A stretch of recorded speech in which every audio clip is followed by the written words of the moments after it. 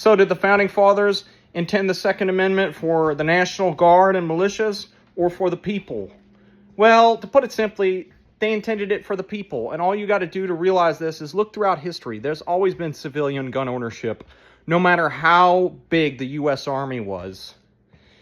And read the rest of the Bill of Rights. I ask anyone who believes that the Second Amendment was written for militias and the National Guard, read the rest of the Bill of Rights, and you'll quickly realize that quite simply, is not true. That's just not true.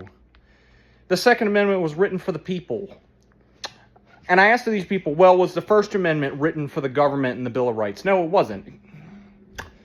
The Second Amendment was written for the people, and there's always been civilian gun ownership.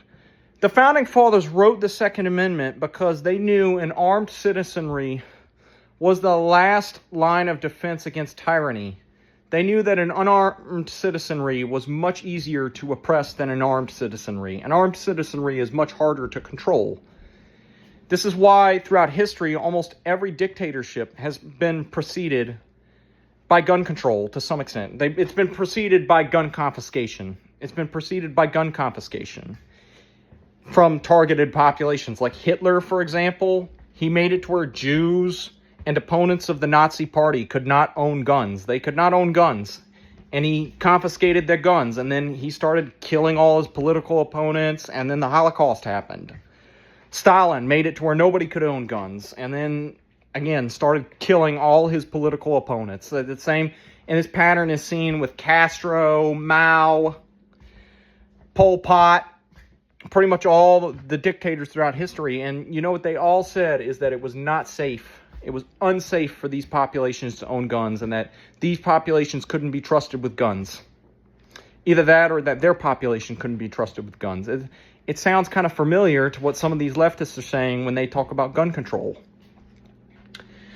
And like I said, the Founding Fathers knew that an armed population was way harder to oppress than an unarmed population. And let's just put into perspective one more thing, why the idea that the Founding Fathers intended it for a National Guard or a militia, that's just simply not true. A National Guard at the time of the Founding Fathers would have been redcoats duty-bound to crush the rebellion by killing their fellow colonists. It would have been the very people the Founding Fathers were fighting against so that this country could be free. How could you believe that the Founding Fathers intended guns only for a militia? That just doesn't make sense.